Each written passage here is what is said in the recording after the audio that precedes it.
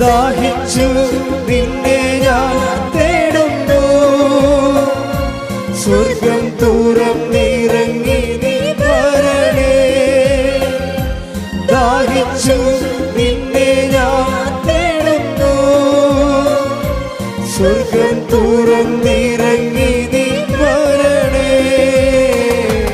ആത്മാവാം ദൈവമേ വരണേ, എന്റെ ഉള്ളിൽ വസിക്കാൻ വരണേ. ആത്മാവാം ദൈവമേ വരണേ, എന്റെ ഉള്ളിൽ വസിക്കാൻ വരണേ. ഉടമ്പടി ധ്യാനത്തിൻ്റെ ആമുഖമായിട്ട് അച്ഛൻ എപ്പോഴും പറയുന്നത്, ഇപ്പോഴും പറയുകയാണ്, നമുക്ക് ഉടമ്പടി ചെയ്യുന്നവരും ഉടമ്പടി ജീവിക്കുന്നവരും ഇതൊരു അംബിഗ്വസ് ആയിട്ട് ഇതിനകത്തൊന്നുമില്ല. എന്ന് വെച്ച് കഴിഞ്ഞാൽ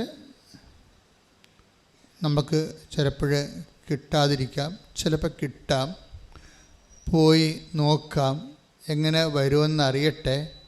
അങ്ങനെ ഒരു രീതിയിൽ നിങ്ങൾ ഉടമ്പടി എടുത്ത 0 മെരിറ്റാണ് വരാൻ പോണത്, 0 ഗ്രേസ്. കാര്യം നിങ്ങൾ ദൈവത്തെയും ഉടമ്പടിയെയും ആണ് സംശയിക്കുന്നത്. ആദ്യമേ ദൈവത്തെയും ഉടമ്പടിയാണ് സംശയിക്കണം. അപ്പം അങ്ങനെ നമ്മൾ ആലപ്പുഴ പോയി നോക്കുക, ഇനിയിപ്പോൾ അവിടെ കൂടി പോയില്ലെന്ന് വേണ്ടല്ലോ എന്ന് വിചാരിച്ചുകൊണ്ട് ഈ ഉപ്പ് നോക്കാൻ വേണ്ടി, ഉടമ്പടിയുടെ ഉപ്പ് നോക്കാൻ വേണ്ടി വരുന്ന ആൾക്കാരില്ലേ, അത് നിങ്ങൾ വെറുതെ വന്ന് പണി മേടിക്കരുത് എന്നുള്ളതാണ് എൻ്റെ അച്ഛൻ്റെ. ദൈവത്തെ പരീക്ഷിച്ച് പണി മേടിക്കരുത്. നിങ്ങളുടെ സ്വാഭാവികമായിട്ട് നിന്നുവരെ നിങ്ങൾ ഗതി പിടിക്കാത്തതിൻ്റെ മെയിൻ കാരണം ദൈവത്തിൻ്റെ പ്രാർത്ഥനാ ജീവിതത്തിലുണ്ടാകുന്ന നിങ്ങളുടെ ആജന്മ നിങ്ങളുടെ സംശയങ്ങളൊക്കെ തന്നെയാണ്. നിങ്ങളെപ്പോഴും ദൈവതിരുസന്നിധിയിൽ ഹാഫ് മൈൻഡഡ് ആണ്. അതുകൊണ്ടാണ് പകുതി മനസ്സുണ്ട്. പകുതി മനസ്സിൽ ആണ് പലപ്പോഴും പലരും ഉടമ്പടി ചെയ്യുന്നത്.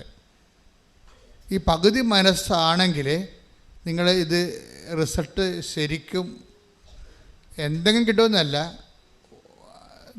അതായത് ഉടമ്പടി എന്ന ദൈവിക സംവിധാനത്തെ തന്നെ നമുക്ക് ഇപ്പം നിങ്ങൾക്കറിയാമല്ലോ, ചില കണക്കുകളൊക്കെ ചെയ്യുമ്പോൾ ഉത്തരം തെറ്റാണെങ്കിലും വഴി ശരിയാണെങ്കിൽ മാർക്ക് കിട്ടത്തില്ലേ.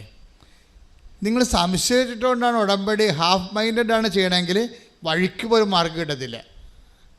അതാണ് സംഭവം, വഴിക്ക് പോലും മാർക്ക് കിട്ടത്തില്ല. അപ്പം അതുകൊണ്ട് അപ്പം നിങ്ങൾ ഞങ്ങൾ സംശയിക്കാതെയാണ് ചെയ്യണത്, ഞങ്ങൾ അങ്ങനെ വിശ്വാസമില്ലെങ്കിൽ പിന്നെ ഇവിടം വരെ വരുമായിരുന്നു. അത് ഓക്കെ, വന്നു എന്ന് പറഞ്ഞുകൊണ്ട് ഒരു പ്രയോജനമില്ല. എന്താ കാര്യം വെച്ച് കഴിഞ്ഞാൽ ഉടമ്പടി അതിനൊരു എക്സിക്യൂട്ടീവ് ലെവലുണ്ട്, പ്രയോഗ രീതിയുണ്ട്. നമ്മളത് ഉടമ്പടി എപ്പോഴും നമ്മൾ എന്ത് പറയുന്നു എന്നുള്ളതല്ല, എന്ത് പ്രയോഗിക്കുന്നു എന്നുള്ളതാണ് അതിൻ്റെ മറ്റ് പ്രാർത്ഥനകളിൽ നിന്ന് ഉടമ്പടിയെ മാറ്റി നിർത്തുന്നത്. നിങ്ങൾക്ക് വേണമെങ്കിൽ 3000 നന്മ നിറഞ്ഞ കുറേ ചെല്ലാം, 30,000 സ്വർഗസ്ഥനായ പിതാവ് ചെല്ലാം. അങ്ങനെ എന്തെങ്കിലും ചുണ്ടുകൊണ്ട് അഭ്യാസം കാണിച്ച ദൈവത്തെ അകപ്പെടുത്താവുന്നുള്ള മിഥ്യാധാരണയുമായിട്ട് ഉടമ്പടിയിലേക്ക് സമീപിക്കരുത്. ഉടമ്പടി ഇറ്റ് ഇസ് അനദർ പ്രോജക്റ്റ്. അപ്പം അത് കൃത്യമായിട്ട് മനസ്സിലാക്കണം. അതുകൊണ്ട് എങ്ങനെയാണിത് ഉടമ്പടി? അതിന് ഏറ്റവും നല്ല കാര്യം ഉടമ്പടിയുടെ സാക്ഷ്യങ്ങൾ കേൾക്കുന്നതാണ്. My second point. First point half മൈൻഡായിട്ട് ഉടമ്പടിയിലേക്ക് വരരുത്, ഫുൾ മൈൻഡായിട്ട് വരണം. ഇത് എൻ്റെ അവസാനത്തെ അബോർഡാണ്. This is my last destination. എന്നെ ദൈവം കൊണ്ടുവന്നതാണ്. അമ്മ എന്നെ കാത്തിരിക്കാനിവിടെ. എനിക്ക് യോഗ്യതയില്ലെങ്കിലും അമ്മയുടെ മധ്യസ്ഥതയിൽ ഈ വിഷയത്തിന് തീരുമാനം ഉണ്ടാകും. ഞാൻ ദൈവത്തിൻ്റെ വചനം പോലെ ജീവിക്കും. ശ്രുതികട്ടെ, ഹല്ലേലൂയ. അപ്പോൾ സെക്കൻഡ് പോയിൻ്റ് എന്താണ്? സെക്കൻഡ് പോയിൻ്റ് സാക്ഷ്യങ്ങൾ കേൾക്കുക. എപ്പോഴും നമ്മൾ ശ്രദ്ധിക്കേണ്ട കാര്യം, നിങ്ങൾ ഇതൊന്ന് ശരിയാകട്ടെ, ഞാനൊന്ന് സെറ്റാകട്ടെ, എന്നിട്ട് ഞാൻ ഉടമ്പടിയിൽ ഫുള്ളായിട്ട് ഇൻവെസ്റ്റ് ചെയ്യാമെന്ന് നിങ്ങൾ പറയും. നിങ്ങളൊന്ന് സെറ്റാകട്ടെ, എനിക്ക് ഇന്ന് വീട്ടിൽ 2-3 വിരുന്നുകാരൊക്കെ ഉണ്ട്, അവരൊക്കെ ഒന്ന് പോട്ടെ, സ്വസ്ഥമായിട്ട് എന്നിട്ട് ഉടമ്പടി ചെയ്യാമെന്ന് പറയും. നിങ്ങൾ സെറ്റാകാൻ തീരുമാനിച്ചാൽ ഈ ഉടമ്പടി ഇപ്പം തന്നെ പൊട്ടും. എന്നുവെച്ചാൽ നിങ്ങൾക്ക് അതിനോടുള്ള തീഷ്ണതയാണ്. നിങ്ങൾക്കറിയാവില്ല, അതിൻ്റെ അകത്ത് വരുന്നൊരു വിഷയം, ദൈവികമായ ഒരു വിഷയങ്ങൾക്ക് കാലമോ സമയവുമേ ഇല്ല. 2 തിമോത്തി 4:2 എടുത്ത്. 2 തിമോത്തി 4:2. വചനം പ്രസംഗിക്കുക, സാഹചര്യങ്ങൾ അനുകൂലമാണെങ്കിലും അല്ലെങ്കിലും ജാഗരൂകതയോടെ വർത്തിക്കുക. ഒന്ന് പറഞ്ഞേ, വചനം പ്രഘോഷിക്കുക, സാഹചര്യങ്ങൾ അനുകൂലമാണെങ്കിലും അല്ലെങ്കിലും. അപ്പം ദൈവത്തിൻ്റെ നടപടിക്രമത്തിൻ്റെ ഒരു മോഡ് ഓഫ് ആക്ഷൻ ഇങ്ങനെയാണ്. എന്ന് വെച്ച് കഴിഞ്ഞാൽ, നമ്മൾക്ക് നേരവും കാലവും ഒക്കട്ടെ എന്ന് പറഞ്ഞാൽ ഉടമ്പടി ഒക്കത്തില്ല. കാര്യം അത് നിങ്ങളുടെ തന്നെ വിശ്വാസക്കുറവിൻ്റെ ഒരു ബഹിഷ്പുരണമാണ് സംഭവം. വീടൊന്ന് സെറ്റാകട്ടെ എന്ന് വിചാരിക്കണത്, ലൈഫ് ഒന്ന് സെറ്റാകട്ടെ, എന്നിട്ട് വേണം ആധ്യാത്മികമായ കാര്യങ്ങൾ ചിട്ടയായിട്ട് ചെയ്യാൻ. അങ്ങനെയല്ല. നിങ്ങൾ ഇന്ന് ഉടമ്പടി എടുത്താൽ, കാര്യം എന്താ പ്രോബ്ലം വെച്ച് കഴിഞ്ഞാൽ, ഇതിൻ്റെ വരാൻ പോകുന്നൊരു അക്കിടിയുണ്ട്. അക്കിടി എന്ന് വെച്ചിട്ടുള്ളത്, അത് നമ്മളെ മിക്കവാറും ഒരു 60% പേരും വീഴുന്ന ഒരു ചതിക്കുഴിയാണ്. എന്ന് വെച്ചാൽ, നിങ്ങൾ ഉടമ്പടി എടുക്കുമ്പോൾ തന്നെ റിസൾട്ടാവും. എന്താ റിസൾട്ട് എന്ന് പറയണത്? ദൈവത്തിനറിയാം നിങ്ങൾ ഈ ഉടമ്പടി ഉഴപ്പുമോ ഇല്ലയോ എന്ന്. അതാണ് വിഷയം. നിങ്ങൾ ഈ ഉടമ്പടി നിങ്ങൾക്കറിയത്തില്ല. നിങ്ങളിതെല്ലാം നല്ലവണ്ണം ചെയ്യാം എന്ന് പറഞ്ഞ് ഒരു ആഗ്രഹമേ ഉള്ളൂ ശരിക്കും പറഞ്ഞാൽ. പക്ഷേ ദൈവത്തിനറിയാം ഈ സംഭവം 10-20 ദിവസം കഴിയുമ്പോൾ ഇത് മിക്കവാറും ഈ പയറിന് മുഞ്ഞ പിടിക്കണ പോലെ നിങ്ങളുടെ ഉടമ്പടിക്ക് മുഞ്ഞ പിടിക്കുമെന്നും പിന്നെ ഉടമ്പടി എടുത്താടുമ്പോൾ നിങ്ങൾ മറന്നു പോകുന്നതൊക്കെ ദൈവത്തിനറിയാം. അഭ്യാസക്കാരെ കൃത്യമായിട്ട് ദൈവത്തിനറിയാം. അതുകൊണ്ട് ആ കാശും പോയി, വേണമെങ്കിൽ ഓഫീസിൽ പോയി കാശും എടുത്ത് തിരിച്ചു പോയേക്കണം, 10,000 കാശൊക്കെ. ഈ അഭ്യാസക്കാർ ഉടമ്പടി എടുത്തിട്ട് കാര്യമില്ല. കാര്യം നിങ്ങൾ ദൈവത്തിനെയാണ് പരീക്ഷിക്കണത്.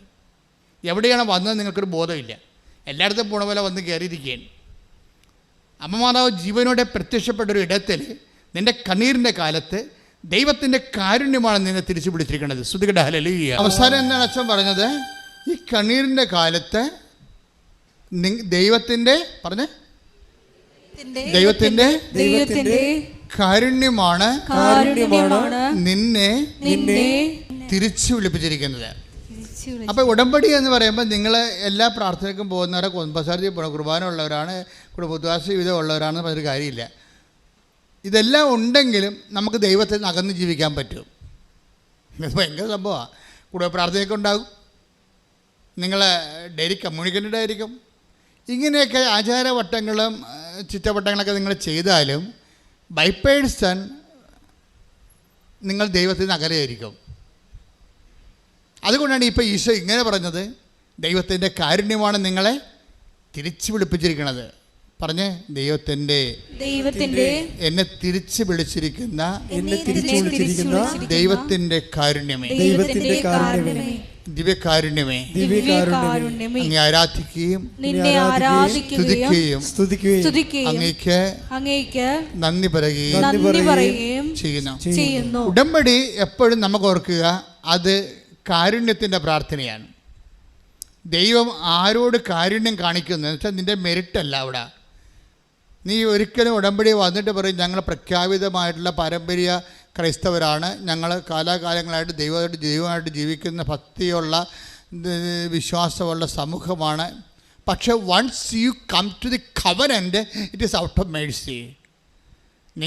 ഇതൊക്കെ എല്ലാം ഉണ്ടെങ്കിലും നിങ്ങൾക്കിപ്പോൾ കവനൻ്റിലേക്ക് വരേണ്ട ഒരു അവസ്ഥ വന്നെങ്കിൽ അത് ഒരു ദൈവവിളി എന്നതിനേക്കാൾ ഉപരി ദൈവം നിങ്ങളുടെ കുടുംബത്തോട് കാണിക്കുന്ന കാരുണ്യമാണ്. ഉടമ്പടിയും കാരുണ്യമായിട്ടാണ് കണക്ട് ചെയ്തിരിക്കുന്നത്.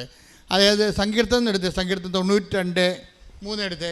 ശ്രുതികട ഹല്ലേലൂയ. കിന്നരവും വീണയും മീട്ടിയും പ്രഭാതത്തിൽ അങ്ങയുടെ കരുണയെയും രാത്രിയിൽ അങ്ങയുടെ വിശ്വസ്തതയെയും ഉദ്ഘോഷിക്കുന്നത് എത്ര ഉചിതം. Praise lord. പ്രഭാതത്തിൽ പകല് മനുഷ്യന് ദൈവം നമ്മോട് കാണിക്കുന്നത് കാരുണ്യമാണ്. പകല്. രാത്രി ദൈവം നമ്മോട് കാണിക്കുന്നത് വിശ്വസ്തതയാണ്. ഈ ഉടമ്പടി നമുക്ക് 2 പകലും രാത്രിയും, ഡാർക്ക് ആൻഡ് ലൈറ്റ് ഉണ്ട് ജീവിതത്തിൽ, അല്ലേ? ജീവിതത്തിൻ്റെ പകലിലെ പ്രകാശമുള്ളപ്പോൾ നമ്മളുടെ ദൈവം നമ്മോട് കാണിക്കണത് എന്താണ്? കാരുണ്യമാണ്. അപ്പോൾ കണ്ണ് കാണാം, കാര്യങ്ങളൊക്കെ എങ്ങനെ ചെയ്യണമെന്നൊക്കെ അറിയാം, ഏത് പരീക്ഷ എഴുതണം, ഏത് രാജ്യത്ത് പോകണമെന്നൊക്കെ നമുക്ക് കണ്ണ് കാണാം ശരിക്കും. അതാണ് പകലെന്ന് പറയുന്നത്. കാര്യങ്ങളെ കൃത്യമായിട്ട് നമുക്ക് ഐഡിയ ഉണ്ട്. അവിടെ ദൈവം നമ്മോട് ഐഡിയ നമുക്കുണ്ട്. ഏത് സബ്ജക്റ്റ് എടുക്കണം, ഇപ്പോഴ് റിസൾട്ട് വന്നിരിക്കണതാണ്, ഏത് സബ്ജക്റ്റ് എടുക്കണം, ഏത് കോഴ്സ് എടുക്കണം എന്നൊക്കെ നമുക്ക് ഐഡിയ ഉണ്ട്. അത് നമ്മുടെ പകലാണ്. ഐഡിയ നിങ്ങൾക്കുണ്ടെങ്കിലും നമുക്ക് വേണ്ടത് എന്താണ്? അത് നമ്മുടെ മെറിറ്റല്ല. നിങ്ങൾക്ക് ഇന്ന കോളേജിൽ പഠിക്കണം, ഇന്ന രാജ്യത്ത് പഠിക്കണം, ഇന്ന കോഴ്സ് ചെയ്യണം എന്നൊക്കെ നിങ്ങൾക്ക് ഐഡിയ ഉണ്ട്. അതാണ് പകലെന്ന് പറയുന്നത്. നിങ്ങൾക്ക് നിങ്ങളുടെ ജീവിതത്തിൽ എന്ത് ബിസിനസ് ചെയ്യണം, എവിടെ വീട് വെക്കണം, എവിടെ നിന്ന് ലോൺ കിട്ടും, ഇതിനെക്കുറിച്ചൊക്കെ നിങ്ങൾക്ക് already you have A idea. നിങ്ങളുടെ ലൈഫിനെക്കുറിച്ച് ഐഡിയ ഉണ്ടെങ്കിൽ സ്വാഭാവികമായും നിങ്ങളോർക്കും എനിക്കിതെല്ലാം ഐഡിയ ഉണ്ടല്ലോ, എനിക്ക് സിവിൽ പോയിൻറ്റ്സ് ആവശ്യത്തിനുണ്ട്, ബാങ്കിൽ നിന്ന് ലോൺ കിട്ടും, അല്ലെങ്കിൽ വിദ്യാഭ്യാസ ലോൺ കിട്ടും. You have an idea. ഈ ഐഡിയ ഉണ്ടെങ്കിൽ അതിനകത്ത് അത് പകലാണ്. നിനക്ക് വ്യക്തമായിട്ട് നിങ്ങൾ കാര്യങ്ങൾ നിൻ്റെ ജീവിതത്തിൻ്റെ ഭാവി നിങ്ങൾക്ക് കാണാൻ പറ്റും. പക്ഷെ അങ്ങനെ കാണാൻ പറ്റുമ്പോൾ നിങ്ങളെ അലസരാകരുത്. കാണാൻ പറ്റിയാലും യു നീഡ്സ് മെഴ്സി. അതാണ് കർത്താവ് പകല്. കിന്നരവും വീണയും മീട്ടിയും പ്രഭാതത്തിൽ അങ്ങയുടെ കരുണയെയും രാത്രിയിൽ അങ്ങയുടെ വിശ്വസ്തതയെയും ഉദ്ഘോഷിക്കുന്നത് എത്ര ഉചിതം. അത് ഉചിതമായ, അതായത് നമ്മളുടെ ജീവിതത്തെക്കുറിച്ച് നമുക്ക് വ്യക്തതയെല്ലാം ഉണ്ട് എങ്കിലും ആവശ്യത്തിന് ആരോഗ്യമുണ്ട്, ആവശ്യത്തിന് സെറ്റപ്പുണ്ട്, അതുപോലെ തന്നെ ജീവിത രീതികളിലെല്ലാം നിങ്ങളെല്ലാം അറേഞ്ച്ഡാണ്. നിങ്ങൾക്ക് വ്യക്തത ഉണ്ടെങ്കിലും യു നീഡ്സ് മേഴ്സി. ഇവിടെയാണ് നമ്മൾ മുട്ടുകുത്തേണ്ടി വരുന്നത്. ഇപ്പോൾ ചില ആൾക്കാർ മുട്ടുകുത്തി കരഞ്ഞൊക്കെ പ്രാർത്ഥിക്കത്തില്ലേ, ചില ആൾക്കാർ കൈ കേട്ട് നിന്ന് പ്രാർത്ഥിക്കത്തില്ലേ. ഈ ഫിസിക്കൽ പോസ്റ്ററിന്, ആ ഡിസ്പോസിഷന് നിങ്ങളുടെ ഫെയ്ത്ത് റീഡിങ്ങുമായിട്ട് ബന്ധമുണ്ട്. നിങ്ങളുടെ ഭാര്യയ്ക്ക് ക്യാൻസർ ലാസ്റ്റ് സ്റ്റേജ് ആണെങ്കിൽ നിങ്ങൾ കരഞ്ഞ് മുട്ടയെന്ന് കർത്താവിനോട് പ്രാർത്ഥിക്കും ഇല്ലേ? നിങ്ങളുടെ മകന് അത്തരം ഒരു അസുഖമൊന്നുമില്ല, പനിയോ വല്ലതുമാണെങ്കിൽ നിങ്ങൾ നിന്ന് മുട്ടയെന്ന് പ്രാർത്ഥിക്കും ഇല്ലേ? വ്യത്യാസമുണ്ട്. എന്ന് വെച്ച് കഴിഞ്ഞാൽ ദൈവത്തിൻ്റെ തിരുസന്നിധിയിൽ നിങ്ങൾ അനുഭവിക്കുന്ന പ്രശ്നങ്ങൾക്ക് ആനുപാതികമായ ഫിസിക്കൽ ഡിസ്പോസിഷൻ കൊടുത്തു കഴിഞ്ഞാൽ അത് നെഗറ്റീവ് കൗണ്ടിങ് വരും. നിങ്ങളെന്താ ചെയ്യേണ്ടതെന്ന് വെച്ച് കഴിഞ്ഞാൽ ഏത് സാഹചര്യത്തിലും എനിക്ക് വേണ്ടത് മേഴ്സിയാണ്. മനസ്സിലായ? ഏത് സാഹചര്യത്തിലും എനിക്ക് മെറിറ്റില്ല. പകലാണെങ്കിലും വ്യക്തമായിട്ട് ജീവിതം കാണാമെങ്കിലും ജീവിതത്തെക്കുറിച്ചൊരു വ്യക്തതയുണ്ടെങ്കിലും നമുക്കെന്ത് വേണം? മേഴ്സി വേണം. എന്ത് വേണം? കരുണ വേണം. അപ്പോൾ എന്ത് ചെയ്യണം? കരുണയുടെ ഡിസ്പോസിഷൻസാണ് നമുക്ക് വേണ്ടത്. ഇങ്ങനെ ഉള്ള ആൾ നിന്ന് കൈ കെട്ടി നിൽക്കുന്ന ആളിന് വല്ല കരുണയും കിട്ടുക? കിട്ടത്തില്ല. എന്നാൽ അയാൾ കണ്ടൻറ്റഡ് ആണെന്ന് ദൈവത്തിന് അറിയാം. He's contented. ദൈവത്തിന് വേണമെങ്കിൽ എന്നെ ഒന്ന് അനുഗ്രഹിച്ചോ എന്ന് പറഞ്ഞ് നിൽക്കുന്ന ആൾക്കാരല്ലേ. കാര്യം എനിക്കറിയാം എൻ്റെ വിഷയം സെറ്റ് ചെയ്യാൻ, എനിക്കറിയാം എവിടെ പോകണമെന്നുള്ളത്. പക്ഷേ ബൈബിൾ പറയണത് ഇങ്ങനെയുള്ള പേഴ്സണലായിട്ട് ഓക്കെ ആണെങ്കിലും you needs grace, you needs mercy. എന്നുവെച്ചാൽ മേഴ്സി എന്ന് പറഞ്ഞത് ഗ്രേസിന് രണ്ടാണ്. മേഴ്സി എന്ന് പറയുന്നത് മെറിറ്റില്ലാത്ത അവസ്ഥയിലെല്ലാം മേഴ്സിയാണ് നമുക്ക് വേണ്ടത്. If you have no merit you needs mercy. നിങ്ങൾക്ക് യോഗ്യതയില്ലെങ്കിൽ നിങ്ങൾക്ക് എന്താ വേണ്ടത്? കരുണയാണ് വേണ്ടത്. അപ്പം പകലിൽ നിന്ന് പോലും ജീവിതം വ്യക്തമായിട്ട് കാണാമെങ്കിൽ പോലും ദൈവത്തിൻ്റെ കരുണയാണ് വേണ്ടതെന്നുണ്ടെങ്കിൽ ആ എല്ലാ വിഷയങ്ങളും ഉടമ്പടി തന്നിരിക്കുന്ന എല്ലാ ഹോംവർക്കുകളും കരുണയുടെ ഡിസ്പോസിഷനിലാണ് ചെയ്യേണ്ടത്. മനസ്സിലായില്ലേ?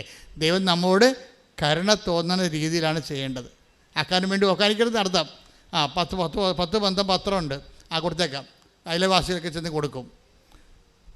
കൊടുത്ത് പെട്ടെന്ന് ചാപ്റ്റർ എത്രയും വേഗം ചാപ്റ്റർ ക്ലോസ് ചെയ്യാൻ പറ്റുമല്ലോ എന്ന് വിചാരിച്ചുകൊണ്ട് ആ ചാപ്റ്റർ ക്ലോസ് ചെയ്യും. ഉടമ്പടിയിൽ മിക്കവാറും 40 പോയിൻ്റാണ് പത്രത്തിനുള്ളത്. കാര്യം പത്രമാണ് ജനങ്ങളെ ദൈവത്തിലേക്ക് അടുപ്പിക്കുന്നത്. നിങ്ങളൊരു രോഗിയെ നഖം വെട്ടി കൊടുത്തു കഴിഞ്ഞാൽ ആ രോഗിക്ക് മാത്രമാണ് ഗുണം. പക്ഷെ ഒരു പത്രം കൊടുത്തു കഴിഞ്ഞാൽ അവന് വിശ്വാസം കൊടുക്കുക മാത്രമല്ല, നിങ്ങളെ സഹായിച്ച ആരെങ്കിലും വേറെ ആൾക്കാരെ സഹായിച്ച ചരിത്രമുണ്ടോ?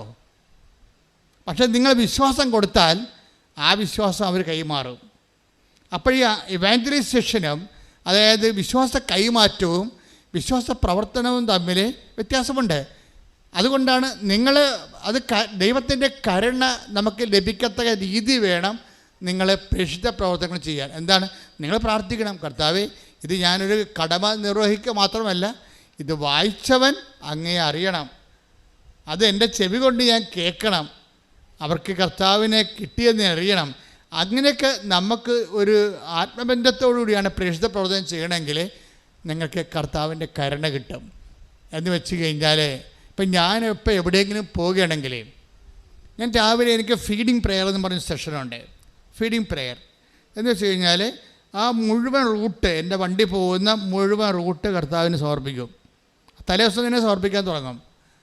എൻ്റെ പുറകെ വരുന്ന വാഹനം, മുമ്പേ വരുന്ന വാഹനം, സൈഡിൽ കൂടെ പോകുന്ന വാഹനം, ഞാൻ കണ്ടെത്തുന്ന സ്ഥലങ്ങൾ, കുടിക്കുന്ന വെള്ളം, എല്ലാ ടൈം, ഓഫീസ്, കണ്ടുമുട്ടുന്ന വ്യക്തികളെ, കണ്ടുമുട്ടാനിരിക്കുന്നവർ, ഇനി എൻ്റെ ആംഗിളിലില്ലാത്ത ആൾക്കാരെ എല്ലാം ദൈവത്തിൻ്റെ സന്നിധി കൊണ്ടുവരും. ഇങ്ങനെ ഈ ഇതിന് ഈ ഫീഡിങ് പ്രയറിൻ്റെ ഒരു ഗുണം, നിങ്ങളുടെ ദൗത്യം മിഷൻ ഗൈഡഡ് ആയിരിക്കും. ഫീഡിങ് പ്രയർ വന്നാൽ മിഷൻ ഗൈഡഡ് ആവും. എന്ന് വെച്ച് കഴിഞ്ഞാൽ ആര് ഗൈഡ് ചെയ്യും? ഇപ്പം നിങ്ങളുടെ യാത്രകൾ നിങ്ങളല്ല ഗൈഡ് ചെയ്യണത്. That is known sense. അത് പഠിക്കാൻ സാധിക്കും. ഒരു ദൈവ പൈതലിനെ സംബന്ധിച്ചിടത്തോളം അവൻ്റെ യാത്ര, അവൻ്റെ ഉദ്യമങ്ങൾ ദൈവം ഗൈഡ് ചെയ്യണം. ദൈവം ഗൈഡ് ചെയ്യണമെങ്കിൽ എല്ലാം ദൈവത്തിൻ്റെ കൺട്രോളിൽ കൊണ്ടുവരണം. എല്ലാം ദൈവത്തിൻ്റെ കൺട്രോളിൽ, യാത്ര, ഭക്ഷണം, സംസാരം, എല്ലാം എല്ലാം ദൈവത്തിൻ്റെ കൺട്രോളിൽ കൊണ്ടുവന്നു കഴിഞ്ഞാൽ പിന്നീട് ഗൈഡ് ഫീഡിങ് കഴിയുമ്പോൾ, അതാണ് ഫീഡിങ് എന്ന് പറയണത്. അത് അപ്പോൾ ഞങ്ങൾ ചിലർ ജപമാല ചൊല്ലി സമർപ്പിക്കും, ചിലർ സൽപ്രവർത്തികൾ ചെയ്തുകൊണ്ട് അവരുടെ അജണ്ട സമർപ്പിക്കും. പാസ്പോർട്ട് ഓഫീസിൽ പോകണം, വിസ ഓഫീസിൽ പോകണം, ഇൻ്റർവ്യൂവിന് പോകണം, പരീക്ഷയ്ക്ക് പോകണം. ഇങ്ങനെ വ്യത്യസ്തമായ കാര്യങ്ങൾ അവിടെ കണ്ടുമുട്ടുന്ന വ്യക്തികൾ തിരിച്ചു പോരുന്ന വരെയുള്ള മുഴുവൻ സംഭവം ഫീഡ് ചെയ്ത് കൊടുക്കണം. പേഴ്സണൽ പ്രയറിൻ്റെ സമയത്താണ് ഫീഡിങ് നടക്കേണ്ടത്. ഫീഡിങ് നടന്നു കഴിഞ്ഞാൽ ടോട്ടലായിട്ട് ഇത് ഗൈഡഡ് ആവും. ഉടനെ ഇത് വേറെ ഫോർമാറ്റിലേക്ക് മാറിയിട്ട് ഗൈഡഡ് ആവും. അപ്പം നിങ്ങൾ അല്ല നയിക്കപ്പെടുന്നത്, നിങ്ങൾ വിചാരിക്കാത്ത സ്ഥലങ്ങളിലേക്ക് നിങ്ങളെ ദൈവം കൊണ്ടുപോകും. നിങ്ങൾ വിചാരിക്കാത്ത വ്യക്തികളും, കാര്യം നിങ്ങൾക്ക് കാണേണ്ട വ്യക്തി ആരാണെന്ന് ദൈവത്തിന് അറിയാം. നിങ്ങൾക്ക് പോകേണ്ട വ്യക്തി ഓഫീസ് എവിടെയാണെന്ന് ദൈവത്തിന് അറിയാം. അതെങ്ങനെയാണ് ഈസിയായിട്ട് പോകേണ്ടത് ദൈവത്തിന് അറിയാം. ഇതെല്ലാം ദൈവം ക്രമീകരിച്ച് തരും. ഇതാണ് ഗൈഡഡ് എന്ന് പറയുന്നത്. ശ്രുതികട്ടെ ഹല്ലേലൂയ. ആ വചനം ഒന്നിന് വായിച്ചേ, സങ്കീർത്തനം 92:3. കിന്നരവും വീണയും മീട്ടിയും. ഒന്ന് പറഞ്ഞേ, കിന്നരവും വീണയും മീട്ടിയും. കിന്നരവും വീണയും മീട്ടിയും. പ്രഭാതത്തിൽ അങ്ങയുടെ കരുണയെയും രാത്രിയിൽ അങ്ങയുടെ വിശ്വസ്തതയെയും ഉദ്ഘോഷിക്കുന്നത് എത്ര ഉചിതം. നമുക്ക് വ്യക്തതയില്ലാത്തപ്പോൾ അതിന് സുവിശേഷത്തിൻ്റെ ഭാഷയിൽ രാത്രി എന്ന് പറയും. നമുക്ക് വ്യക്തതയില്ല. എന്ത് കിട്ടും, ഏത് ജോലി ചെയ്യും, ആരെ കല്യാണം കഴിക്കും, എവിടെ താമസിക്കും, ഏത് ആശുപത്രി ചികിത്സക്ക് പോകും, വി ഹാവ് നോ ഐഡിയ. ഇതിനാണ് ഡാർക്ക്നെസ് എന്ന് പറയണത്. ഇങ്ങനെയുള്ള സമയത്ത് ഉടമ്പടിയിലുണ്ടാകുന്ന ആനുകൂല്യം എന്ന് പറയണത്, നിങ്ങൾക്ക് നിങ്ങളുടെ ജീവിതത്തെക്കുറിച്ച് സീറോ ക്ലിയർ ആണെന്ന് വിചാരിച്ചേ, സീറോ ക്ലിയർനെസ്. നിങ്ങൾക്ക് ഒരു ഐഡിയ ഇല്ല, ഒന്നിനെക്കുറിച്ചൊരു ഐഡിയ ഇല്ല. അതാണ് രാത്രി എന്ന് പറയണത്. ഈ രാത്രിയിൽ ഉടമ്പടിയിലുള്ള ഗുണം എന്താണ്? സങ്കീർത്തനം 92:3 ഒന്നിന് വായിച്ചേ. കിന്നരവും വീണയും മീട്ടിയും. ഒന്ന് പറഞ്ഞേ, കിന്നരവും വീണയും മീട്ടിയും. പ്രഭാതത്തിൽ അങ്ങയുടെ കരുണയെയും രാത്രിയിൽ അങ്ങയുടെ വിശ്വസ്തതയെയും ഉദ്ഘോഷിക്കുന്നത് എത്ര ഉചിതം. അതായത് രാത്രി എന്ന് പറയണത് ഒരു ഐഡിയയുമില്ല. ഇപ്പം നമുക്കറിയാം, നമ്മൾ രാത്രി എന്താ ചെയ്യണത്? നമ്മൾ ഉറങ്ങും അല്ലേ? രാത്രി നമുക്ക് പ്രവർത്തനങ്ങളൊന്നുമില്ലല്ലോ, ഉറങ്ങുകയേ ഉള്ളൂ. പക്ഷേ രാത്രി നിൻ്റെ ദൈവം എന്താ ചെയ്യണത്? രാത്രി നിനക്ക് വേണ്ടി ജാഗ്രതയുള്ള രേഖ. ഇസ്രായേലിൻ്റെ ദൈവം മയങ്ങുകയില്ല, ഉറങ്ങുകയില്ല. ആകുമ്പോൾ ഈ 124 121:4 ശ്രുതികട്ടെ ഹല്ലേലൂയ.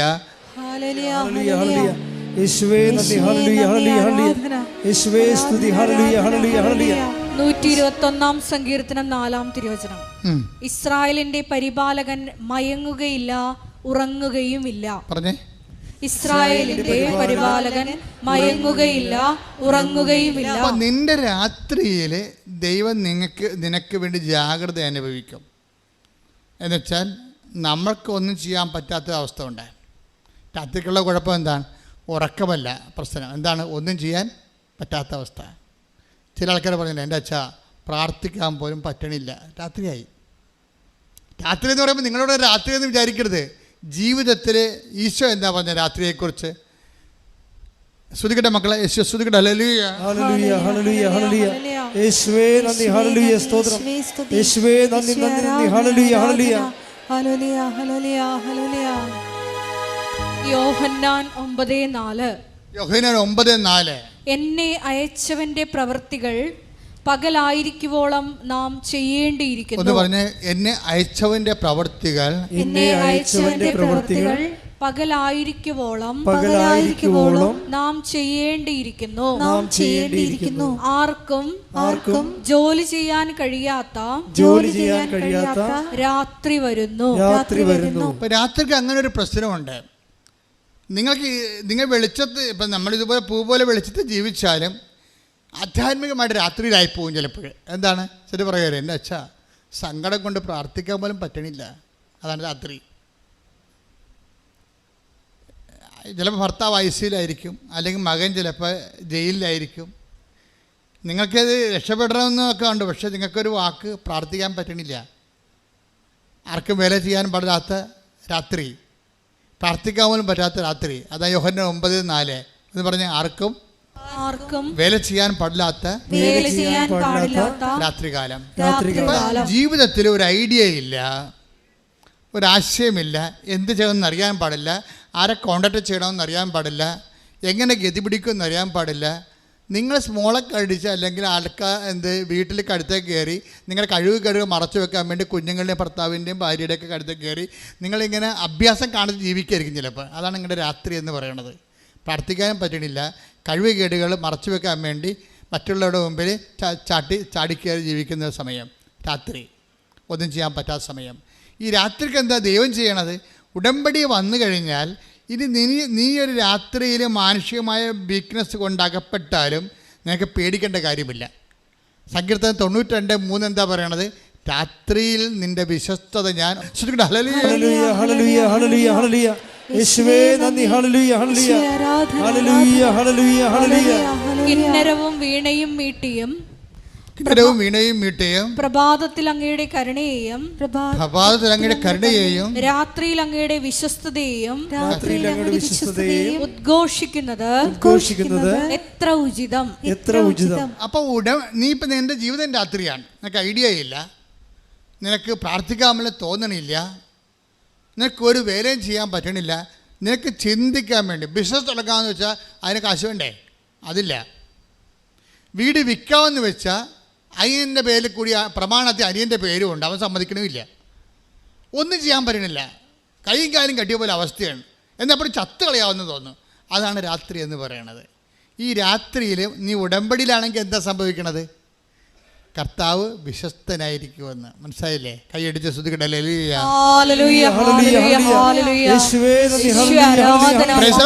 അപ്പം നിന്നെ ഉടമ്പടിയിലൂടെ നിൻ്റെ പൊസിഷൻ എന്താണെങ്കിലും നിന്നെ കരകയറ്റാൻ വേണ്ടി ദൈവം തീരുമാനിക്കുമ്പോഴാണ് നമ്മൾ ഉടമ്പടിയിലേക്ക് വരണത്. മനസ്സിലായില്ലേ? കാര്യം ഇപ്പോൾ ഉടമ്പടി ആകുമ്പോൾ ബൈലാറ്ററൽ എഗ്രിമെൻ്റാണ്. നീ ഒരു കക്ഷി, നിൻ്റെ ജീവിതത്തിൻ്റെ വിഷയങ്ങൾ പരിഹരിക്കാൻ ദൈവമാണ് കൗണ്ടർ പാർട്ടായിട്ട് വരുന്നത്. അപ്പോൾ ദൈവത്തോടാണ് നീ ഉടമ്പടി ചെയ്യണത്. അതുകൊണ്ടാണ് ഉടമ്പടിക്ക് ആശ്ചര്യവും എപ്പോഴും റിമൈൻഡറായിട്ട് വരണത്. അത് പാസ് ചെയ്യരുതെന്ന് പറഞ്ഞതിൻ്റെ കാരണം ചില പെരിച്ചാഴികൾ ഉടമ്പടി കാശും പാസ് ചെയ്യാൻ പാടില്ല. എന്താ കാര്യം വെച്ച് കഴിഞ്ഞാൽ ഉടമ്പടി കാശും നീയും നിൻ്റെ ദൈവവും തമ്മിൽ ചെയ്ത ഉടമ്പടി ജീവിതത്തിൻ്റെ ഓർമ്മപ്പെടുത്തലാണ്. അത് മകൾ കാനഡയിൽ പോയി അല്ലെങ്കിൽ അവൾ ഐസിയിൽ പോയതൊരു കാര്യമില്ല. നീ ഉടമ്പടി വൃത്തിയും മെനയായിട്ട് ചെയ്യുന്നുണ്ടെങ്കിൽ അവൾ ഐസിയിൽ നിന്ന് മാതാ പൊക്കിക്കൊണ്ട് വന്നുള്ളൂ. അത് ഇതുകൊണ്ട് അവിടെ കെട്ടി താത്തേണ്ട ആവശ്യമില്ല. അതിന് വേറെ കാശും കൃപാസത്തിനും തരും. അച്ഛൻ കൊടുക്കുന്നുണ്ടല്ലോ, ആൾക്കാരെ കണ്ടില്ലേ? അതിന് അവിടെ ഉടമ്പടി കാശും ആവശ്യമില്ലാത്ത രീതിയിൽ കൈമാറാതിരിക്കാൻ വേണ്ടിയാണ് അച്ഛനെ കാണുന്നവർക്കെല്ലാം ഞാൻ പാശ്ചര്യം വെഞ്ചരിച്ച് കൊടുക്കുന്നുണ്ട്. അതിൻ്റെ കാരണം അതായത് ഇതിനെല്ലാത്തിനും ഓരോ കാര്യങ്ങളൊക്കെ ഉണ്ട്. അത് അറിഞ്ഞു വേണം നിങ്ങളെ കൈകാര്യം ചെയ്യാൻ. അപ്പോൾ നിങ്ങൾ ഉടമ്പടി കാശിന് കൈമാറിയെന്ന് കേൾക്കുമ്പോൾ തന്നെ ദൈവത്തിന് മനസ്സിലാകും ഇത് ഉടമ്പടിയോട് അത്ര കണ്ട് കൂറുള്ള ആളല്ല, ചുമ്മാ കാര്യം കാണാൻ വേണ്ടിയും വീട്ടിലെ കാര്യം നടക്കാൻ വേണ്ടിയും ഇതുപോലെ ഇത് ഉപയോഗിച്ചുകൊണ്ടിരിക്കുകയാണ്. നമ്മൾ ഈ കോയിൻ ഉപയോഗിക്കണ പോലല്ലേ, കോയിൻ ഉപയോഗിക്കണ പോലെ ഉപയോഗിച്ചുകൊണ്ടിരിക്കുകയാണ്. അപ്പോൾ അതുകൊണ്ട് വളരെ ഈ വിഷയത്തിൽ അതുകൊണ്ടാണ് ഇപ്പോഴത്തെ നിയമം എന്താണ്, നിങ്ങൾ ഉടമ്പടി കാശും കളഞ്ഞു പോയാൽ നിങ്ങൾ ഉടമ്പടി പിന്നെ കാശും വേണമെങ്കിൽ വേറെ ഉടമ്പടി ചെയ്യേണ്ടി വരും. അതിനെ ചെയ്യേണ്ട ആവശ്യമുണ്ടോ? ഇല്ലല്ല. അപ്പോൾ അതുകൊണ്ട് ഉടമ്പടി കാശും കളയാൻ സൂക്ഷിക്കണം. ഇൻ കേസ് അത് ജീർണിച്ച് പോയാൽ എഴുത്തൊടിയോ വല്ലതും ചെയ്ത് കഴിഞ്ഞാൽ തീർച്ചയായിട്ടും ഞങ്ങൾ തിരിച്ചു തരും, പുതിയത് തരും. ജീർണിച്ച് പോയാൽ ജീർണിച്ച് പോകില്ല, പക്ഷേ കളഞ്ഞു പോയാൽ തരത്തില്ല. നിങ്ങളുടെ ഉടമ്പടി കളഞ്ഞു പോയെന്നാണ് ഞങ്ങൾ ചിന്തിക്കുന്നത്. ഉടമ്പടി കാശിനും കളഞ്ഞു പോയെങ്കിൽ അതിന് മുമ്പ് തന്നെ നിങ്ങളുടെ ഉടമ്പടി പോയി കാണാം ദൈവത്തിൻ്റെ സന്നിധിയിൽ. അതാണ്. അപ്പോൾ ഈ വിഷയം വെച്ചാൽ നമ്മൾ ഓരോ വിഷയവും വളരെ ശ്രദ്ധയോടെ ചെയ്യുന്നവരുണ്ട്. ഉടമ്പടി തൈലം കൃത്യമായിട്ട് ഉപയോഗിക്കുന്നവരുണ്ട്, ഉടമ്പടി ഉപ്പ് കൃത്യമായിട്ട് ആട്രിബ്യൂട്ട് ചെയ്യുന്നവരുണ്ട്. അവരെല്ലാം ശ്രദ്ധയുള്ളവരാണ്. അല്ല അവിടുന്ന് കുറേ നേർച്ച വസ്തു കിട്ടി ഇങ്ങോട്ടിട്ട് അവിടെ നിന്ന് കിട്ടില്ല, ഒന്നും തന്നില്ല, അതിനൊക്കെ തരുമെന്ന് പറഞ്ഞാലെന്നൊക്കെ പറഞ്ഞിട്ട് ഭർത്താവ് രണ്ട് പൂച്ച് വെച്ചും വന്ന് വെള്ളം അടിച്ച് വന്ന് വെച്ച് ഓരോ കാര്യത്തേക്കോ നീ കൊണ്ട് ബുദ്ധിയും ബോധവും ഇല്ല എടുത്ത് കൈ കൊടുക്കാൻ പാടില്ല. നിങ്ങളത് പ്രാർത്ഥിച്ച് ആരാണോ ദൈവമായിട്ട് ഉടമ്പടി ചെയ്തിരിക്കുന്നത് ആ വ്യക്തിയെ ചെയ്യാൻ പാടുള്ളത്. ആ വ്യക്തി ചെയ്യുമ്പോൾ എപ്പോഴും ശ്രദ്ധിക്കേണ്ട ഒരു കാര്യമുണ്ട്. ആ വ്യക്തി ചെയ്യുമ്പോൾ നിങ്ങളുടെ ഉള്ളിൽ നിങ്ങൾ ആർക്ക് വേണ്ടിയാണോ അത് ചെയ്യണത് അവരുടെ ഭൗതികമായ ഉന്നമനം ആയിരിക്കരുത് പ്രൈമറി ഇൻറ്റൻഷൻ വരണത്, അവരുടെ ആധ്യാത്മികമായ ഉന്നമനമായിരിക്കണം. മനസ്സിലായില്ലേ?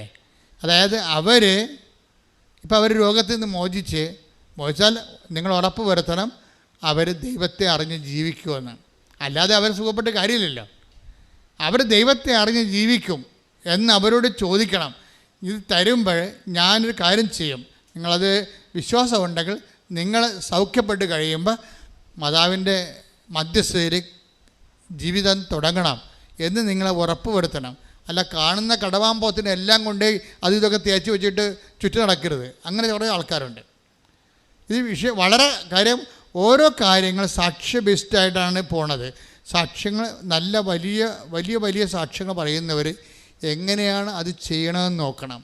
അവരെന്ത് ശ്രദ്ധയോടെയാണ് ചെയ്യണത് എന്ന് വെച്ച് കഴിഞ്ഞാൽ എന്താ പ്രോബ്ലം എന്ന് വെച്ച് കഴിഞ്ഞാൽ കുറേ പേര് തൽക്കാലത്തേക്ക് ഒരാവശ്യത്തിന് വേണ്ടി പെട്ടെന്ന് ഇങ്ങനെ ഉടമ്പടി ചെയ്യുന്നുണ്ട്. പക്ഷേ നിങ്ങൾ ഉടമ്പടി ചെയ്യുമ്പോൾ ഓർക്കേണ്ടത് നിങ്ങളുടെ വിഷയങ്ങൾ കഴിഞ്ഞാലും ഉടമ്പടി ദൈവം വിശ്വസ്തനായിരിക്കുമെന്നുണ്ടല്ലോ. അപ്പോൾ സ്വാഭാവികമായിട്ടും നിങ്ങളുടെ ഉടമ്പടിയുടെ ഫലങ്ങൾ നിങ്ങൾക്ക് കിട്ടിക്കൊണ്ടിരിക്കും. കാരണം ഉടമ്പടി പോലെ പരിശുദ്ധാത്മാവ് ലഭിക്കാൻ പറ്റിയ വേറെ സംവിധാനമില്ല. കാര്യം പരിശുദ്ധാത്മാവിൻ്റെ എല്ലാവിധ അഭിഷേകം തുടങ്ങുന്നത് ഉടമ്പടി കവനൻ്റ് ഫോർമാറ്റിലാണ്. കവനൻ്റ് ഫോർമാറ്റ് എന്ന് പറഞ്ഞാൽ എന്താണ്? അവൻ പറയണത് പോലെ ചെയ്യുന്നതാണ്. ഈ പരിശുദ്ധാത്മാവ് ലഭിക്കാൻ വേണ്ടിയുള്ള ഫോർമാറ്റ് എന്താണ്? കവനൻ്റ് ഫോർമാറ്റാണ്. ഇപ്പോൾ പത്രോസിൻ്റെ പ്രഭാഷണം കഴിഞ്ഞു. പത്രോസിൻ്റെ പ്രഭാഷണത്തിന് മുമ്പ് ഒരു ചോദ്യമുണ്ട്. പത്രോസിൻ്റെ പ്രഭാഷണത്തിലൂടെയാണല്ല പരിശുദ്ധാത്മാവ് നിറഞ്ഞിട്ട് ആൾക്കാർ ചോദിക്കണത് എന്താണ്? 2:37 എടുത്ത് നടപടി 2:37 ശ്രദ്ധിക്കട്ടെ. അപ്പോസ്തല പ്രവർത്തനങ്ങൾ 2:37 നടപടി 2:37.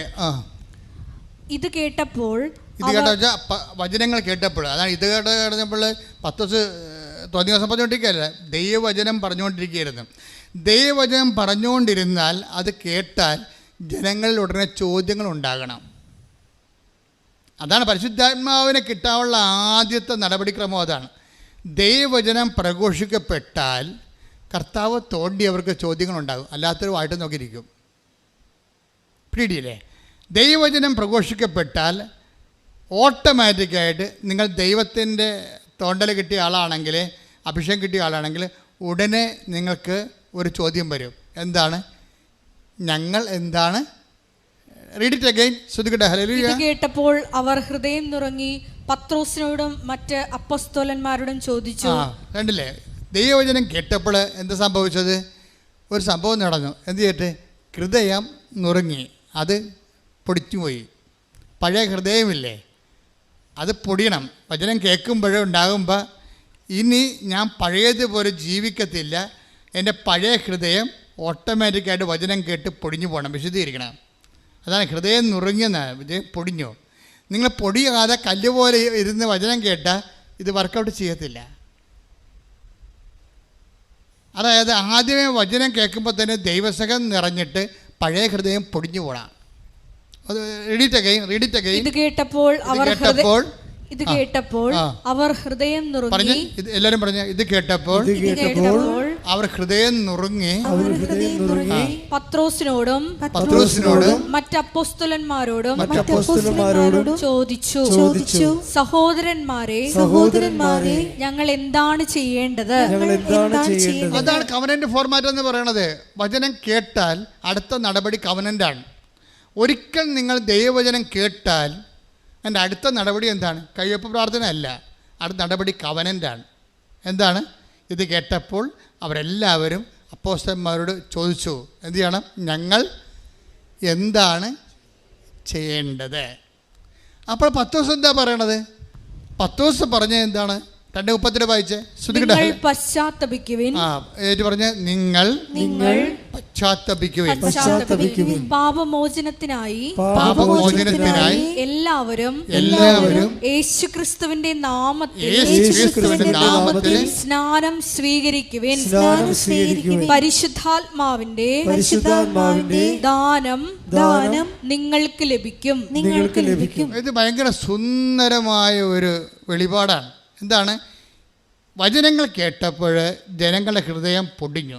പഴയ ഹൃദയം ഉണ്ടായിരുന്നു. ഏഷണി, പക, പരദൂഷണം, വിദ്വേഷം, മത്സരം, അഹങ്കാരം ഉണ്ടായിരുന്ന ഹൃദയം പൊടിഞ്ഞു. പൊടിഞ്ഞിട്ട് എന്ത് ചെയ്താണ്? ജനങ്ങളെ ചോദിച്ചു, ഞങ്ങൾ ഈ ആത്മാവിനെ സ്വീകരിക്കാൻ ഞങ്ങൾ എന്താണ് ചെയ്യേണ്ടത്? അതാണ് വചന നടപടി. അത് നമ്മുടെ ഉടമ്പടി അതല്ലേ? എന്താണ്? ഞങ്ങൾ എന്താണ് ചെയ്യേണ്ടത്? അല്ല, എന്താണ് ചൊല്ലേണ്ടതെന്നല്ല ചോദിച്ചത്. നിങ്ങൾ എന്താണ് ചൊല്ലേണ്ടത്? നിങ്ങൾ ബൈബിൾ 100 പ്രാവശ്യം എഴുതിക്കുമെന്നാണ് പറയണത്. അല്ല, ഞങ്ങൾ എന്താണ് ചെയ്യേണ്ടത്? ഉടനെ അവരെന്താ പറയണത്?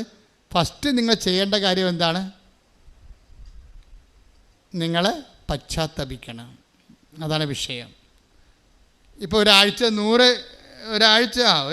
10-20 ഡൈവേഴ്സ് കേസ് ഉണ്ടാവും. എന്നിട്ട് ഇപ്പോൾ അവർ ഒരുമിച്ച് താമസിക്കണമെന്നൊക്കെ പറഞ്ഞുകൊണ്ട് അവർ ഉടമ്പടി വെച്ചിരിക്കുന്നവരുണ്ട്. ചിലർ ഡൈവേഴ്സുകാർ ഉടമ്പടി വെച്ചിരിക്കുന്നത് കൊച്ചിനെ കിട്ടണമെന്നും പറഞ്ഞാണ്. കൊച്ചിനെ അയാൾ അടിച്ചുകൊണ്ട് പോയി, കൊച്ചിനെ കിട്ടണമെന്ന് പറഞ്ഞാൽ. ചിലർ ഉടമ്പടി വെച്ചിരിക്കുന്നത് കേസ് അവർക്ക് അനുകൂലമായിട്ട് വിധിക്കണമെന്നാണ്. പക്ഷേ ഇതിൻ്റെ ഇടയ്ക്ക് ഈ ഡൈവേഴ്സ് കേസുകാർ എന്താ ചെയ്തിരിക്കുന്നത്? ചിലർ പറഞ്ഞിട്ട് കൊച്ചിനെ കിട്ടണം. ചിലരെന്താ പറഞ്ഞിരിക്കുന്നത്? കേസ് അവർക്ക് അനുകൂലമായിട്ട് വിധിക്കണം. ചിലരെന്താ പറഞ്ഞിരിക്കുന്നത്? ചിലവിന് കിട്ടണം. ചിലരെന്താ പറഞ്ഞിരിക്കുന്നത്? അതായത് ഇതുപോലെ ഓരോ വിഷയങ്ങളാണ് പറഞ്ഞിരിക്കുന്നത്. ചിലർ മാത്രം ഒരുമിച്ച് താമസിക്കണമെന്ന് പറഞ്ഞിട്ടുണ്ട്. ചിലർ മാത്രം. ഇതിനകത്ത് ഏതാണ് ദൈവഹിതം? ഇപ്പം ഞാൻ അവളോട് ചോദിക്കും, അല്ലെങ്കിൽ അവനോട് ചോദിക്കും, നീ കൊണ്ടുപോയാക്കിയതാണ്, അവളെ ഉപദ്രവിച്ച് വിട്ടതാണെന്ന് ചോദിക്കുമ്പോൾ ഇവൻ പമ്മും. ഇവന് ഡൈവേഴ്സ് കിട്ടിയിട്ട് വേറെ കെട്ടണം, അതിനുവേണ്ടി ഉടമ്പടി എടുത്തിരിക്കണം പന്നി. ഇതാണ് പ്രശ്നം. എത്രയും വേഗം ഡൈവേഴ്സ് കിട്ടിയിട്ട് മാതാവ് ഡൈവേഴ്സ് കൊടുക്കണം. പണിയല്ലേ മാതാവിന് പുതിയ പണി. മാതാവിന് പണി അങ്ങോട്ട് കൊടുത്തിരിക്കുകയാണ്. എന്താ കാര്യം? ഡൈവേഴ്സ് ആക്കിയിട്ട് വേറെ പെണ്ണെ കെട്ടണം. അടിപൊളി. ഇത് തന്നെ പെണ്ണും പറഞ്ഞിട്ടുണ്ട്. ഇതിനകത്തൊരു പൊട്ടിച്ചിലിൻ്റെ ആവശ്യം ഉണ്ടാവും. എന്താ കാര്യം? ദൈവം ആഗ്രഹിക്കുന്നത് പശ്ചാത്താപമാണ്. ഇതിനകത്ത് പശ്ചാത്താപം എന്നൊരു കണ്ടൻ്റ് ഉണ്ട്. അത് ഉടമ്പടിയല്ല, എന്ത് സംഭവമായാലും സത്യദൈവത്തിൻ്റെ വിഷയങ്ങളിലെല്ലാം മനുഷ്യൻ്റെ വിശുദ്ധീകരണം മസ്റ്റാണ്. മന്ത്രവും തന്ത്രവും അങ്ങനെയുള്ള പരിപാടിയൊക്കെ ആണെങ്കിൽ ഒരു വിശുദ്ധീകരണം വേണ്ട. നമുക്ക് വേണമെങ്കിൽ ആഭിചാരം ചെയ്ത് ആരെയും കൊല്ലുകയും ചെയ്യാം. പക്ഷേ സത്യദൈവം, നിത്യജീവൻ എന്നുള്ള ഫോർമാറ്റിൽ പോകുന്ന എല്ലാ വിഷയങ്ങൾക്കും നിങ്ങളുടെ പശ്ചാത്താപം മസ്റ്റായിട്ട് വരും. ഈ പശ്ചാത്താപം എന്താ വരണത്? അപ്പം നിങ്ങൾ ആദ്യം ഉടമ്പെടുക്കുമ്പോൾ തന്നെ നിങ്ങൾ വാളും പരിചയം കൊണ്ടുവന്ന് കർത്താവിൻ്റെ അടുത്ത് വെക്കണം. നിങ്ങൾ വീട്ടിലെ വാളും പരിചയം അംഗമല്ലായിരുന്നോ? അല്ലേ? ആദ്യം ഇത് വാളും പരിചയം കൊണ്ട് വെക്കണം. ഇപ്പം നിങ്ങൾ വാളും പരിചയം കൊണ്ട് അവൾ നല്ല വെട്ടിയപ്പോഴാണല്ലോ ഇപ്പോൾ വക്കീലിൻ്റെ അടുത്ത് കൊടുത്തിരിക്കണത്. നിങ്ങളുടെ വാളും പരിചയമൊക്കെ വക്കീൽ വെട്ടിക്കൊള്ളാൻ പറയും. എന്നിട്ട് ജഡ്ജി തീരുമാനിക്കണം ആര് ജയിച്ചെന്ന് പറയും. നിങ്ങൾ വിചാരിച്ച കോടതിയിൽ നിങ്ങളുടെ വിഷയങ്ങൾ ചെല്ലണത് തന്നെ നിങ്ങൾക്ക് നാണക്കേടാണെന്ന്. എന്താ കാര്യം? നിങ്ങൾ ജയിച്ചാൽ ഓന്തോടിയാൽ വെയിലി വരെ, ചെമ്മീൻ ചാടിയാൽ ചട്ടി വരെ, അത്രേ ഉള്ളൂ. നിങ്ങൾ ജയിച്ചാൽ എത്ര കൊല്ലത്തേക്ക് ജയിക്കാൻ പറ്റും? നിങ്ങൾക്ക് ഈ ജീവിതത്തെ മാത്രം ജയിക്കാൻ പറ്റും. മേ ബി ഒരു 40 കൊല്ലമാണ് മാക്സിമം. അത് കഴിയുമ്പോൾ കൊമ്പും കോലൊക്കെ മുക്കിന്നും വായിന്നൊക്കെ കൊമ്പും കോലും ഇട്ടിട്ട് സൂപ്പർ സ്പെഷ്യാലിറ്റി ഹോസ്പിറ്റൽ ഉണ്ടാവില്ല. അതിപ്പോൾ ഞാനായാലും നീയായാലും എപ്പോഴും നമ്മൾ ശ്രദ്ധിക്കേണ്ട കാര്യം വെച്ച് കഴിഞ്ഞാൽ, ഈ കൊച്ചു ജീവിതത്തിന് വേണ്ടി നീ ദൈവത്തെ ഉടനെ തള്ളിപ്പറയുകയാണ്, ദൈവത്തിൻ്റെ വചനത്തെ തള്ളിപ്പറയുകയാണ്. അവിശ്വാസിയായ ഭർത്താവ് ഭാര്യ മുഖേന വിശുദ്ധീകരിക്കപ്പെടും. നേരെ മറിച്ച് സംഭവിക്കും. ഉടമ്പടി എടുക്കുമ്പോൾ നീ ഒരു തുറന്ന മനോഭാവം ആദ്യം, ദൈവമേ എവിടെയാണ് തെറ്റെന്നറിയത്തില്ല, നമുക്കറിയാം ഞാൻ എവിടെയാണ് തെറ്റെന്നറിയത്തില്ല. ഇപ്പം നിങ്ങൾക്കറിയാമല്ലോ, ഇപ്പോൾ 2 മക്കളേ ഉള്ളൂ. പണ്ട് 10 മക്കളൊക്കെ ഉണ്ടായിരുന്ന സമയത്ത് തട്ടിമുട്ടിയാലും ആരും മൈൻഡ് ചെയ്യത്തില്ല, തന്നെ എഴുന്നേറ്റ് പോകും. ഇപ്പം പിള്ളേർ വീണ് കഴിഞ്ഞാൽ അവിടെ തന്നെ കിടന്ന് കാറും, നിലവിളിച്ചില്ലെങ്കിൽ അവരവിടുത്തെ എടുത്ത് അവിടെ കിടന്ന് 1 വയസ്സുകാരനെ കൊച്ചാനും ശരി അവിടെ കിടന്ന് വേണമെങ്കിൽ കിട്ടിയ സാധനം എടുത്ത് നമുക്ക് എറിയും. കാര്യം പണ്ട് 10-12 പിള്ളേരുണ്ടായപ്പോൾ നമുക്ക് പ്രശ്നമില്ല, വീണ് എഴുന്നേറ്റ് പോകും. ആര് മൈൻഡ് ചെയ്യാനാണ്? ഇപ്പം മൈൻഡ് ചെയ്യാൻ ആളുള്ള കാരണം കുഞ്ഞുനാൾ മുതലേ ഭയങ്കര പൊസസീവാണ് ആൾക്കാർ, ഒന്നും ഉൾക്കൊള്ളാൻ പറ്റത്തില്ല. അതുകൊണ്ട് ഇവിടെ വന്ന് വന്ന് കയറുമ്പോൾ തന്നെ അല്ലെങ്കിൽ അവളല്ലെങ്കിൽ അവൻ, അവളുടെ അല്ലെങ്കിൽ അവൻ്റെ കുറ്റങ്ങളാണ് ആദ്യം എഴുന്നള്ളിക്കണത്. അപ്പോൾ അതോടുകൂടി വീട്ടുകാരെന്ത് ചെയ്യും? വീട്ടുകാർ എന്നാൽ നീ ഇങ്ങോട്ട് പോരാൻ പറയും, അമ്മ പറയും. അപ്പോൾ ആ തള്ള എന്നോട് അങ്ങനെ കാണിച്ചു, അവിടെ മോന്തക്കടന്ന് കൊടുത്തിട്ട് പോരാൻ പറയും. ഇയാളും വന്ന് ഉടമ്പടി എടുത്തിട്ടുണ്ട്, അതാ പ്രശ്നം. ആ ആളും വന്ന് ഉടമ്പടി എടുത്തിട്ടുണ്ട്. അപ്പം നിങ്ങൾ എങ്ങനെയാണ് അധപ്പതിച്ചതെന്ന് ആദ്യം എവിടുന്നാണ് തുടങ്ങിയത്? എങ്ങനെയാണ് നിങ്ങൾ അധപ്പതിക്കാൻ കാരണം? അതായത് അവർ വർഷങ്ങൾ പിരിഞ്ഞിരുന്ന ആൾക്കാർ ഉടമ്പടി എടുത്തപ്പോൾ അമ്മ 2 പേരെയും കൂട്ടി യോജിപ്പിച്ച് കുഞ്ഞിനെയും കൊടുത്ത് പരമസന്തോഷമായിട്ട് അവർ ജീവിക്കുകയാണ്. അപ്പോൾ അങ്ങനെ ദൈവത്തിൻ്റെ ഭാഗത്തുനിന്ന് അങ്ങനെ ഒരു ജീവിതം, നിനക്ക് സങ്കല്പിക്കാൻ പറ്റാത്തൊരു ജീവിതം ദൈവത്തിൻ്റെ കയ്യിലുണ്ട്. നിനക്കത് വേണ്ട. നിൻ്റെ ജീവിത പങ്കാളിക്ക് ഇന്ന കുഴപ്പങ്ങളുണ്ട്, രഹസ്യമായ കുഴപ്പമാകാം, ചിലത് പരസ്യമായ കുഴപ്പമാകാം. അതുകൊണ്ട് പുതിയ ഒരു ഉരുപ്പടിനെ കിട്ടിയാൽ കൊള്ളാവുന്നതിൻ്റെ മനസ്സിൽ രഹസ്യ അജണ്ട ഉണ്ടാകും. മനസ്സിലായില്ലേ? അപ്പോൾ അതുകൊണ്ട് അതൊക്കെ ദൈവത്തിന് അറിയാമല്ലോ. നിൻ്റെ ഉദ്ദേശം ചിലപ്പോൾ വേറെ ആയിരിക്കുമെന്ന് അറിയാമല്ലോ. അത് വളരെ മനുഷ്യൻ്റെ പുറത്ത് പറയാൻ കൊള്ളാത്ത ഉദ്ദേശമായിരിക്കും നിൻ്റെ മനസ്സിലുള്ളതെന്ന് ദൈവത്തിന് അറിയാം. ഇത് വെച്ചുകൊണ്ട് ഉടമ്പടി ചെയ്താൽ ആദ്യം ചെയ്യേണ്ടത്, കർത്താവേ എൻ്റെ ഹൃദയ വിചാരങ്ങൾ നിനക്കറിയാം. ഹൃദയ വിചാരം എന്ന് പറയുന്നത് നിസ്സാര കാര്യമൊന്നുമല്ല. ഒരു കോടതിയിലും ഹൃദയ വിചാരണ ചെയ്യപ്പെടത്തില്ല. പക്ഷേ ദൈവത്തിൻ്റെ തിരുസ്ഥിതി, take the bed of God, ഹൃദയ വിചാരങ്ങൾ. 139 സങ്കീർത്തനം 2 ശ്രദ്ധിക്കട്ടെ. ഹല്ലേലൂയ. 139 സങ്കീർത്തനം 2-ാം തിരുവചനം. ഞാൻ ഇരിക്കുന്നതും എഴുന്നേൽക്കുന്നതും അവിടുന്ന് അറിയുന്നു. ഞാൻ ഇരിക്കുന്നതും എഴുന്നേൽക്കുന്നതും അവിടുന്ന് അറിയുന്നു. ഞാൻ ഇരിക്കുന്നതും എഴുന്നേൽക്കുന്നതും അവിടുന്ന് അറിയുന്നു. എന്റെ വിചാരങ്ങൾ അവിടുന്ന് അകലെ നിന്ന് മനസ്സിലാക്കുന്നു. ഇവിടെയാണ് പ്രശ്നം വരാൻ പോണത്.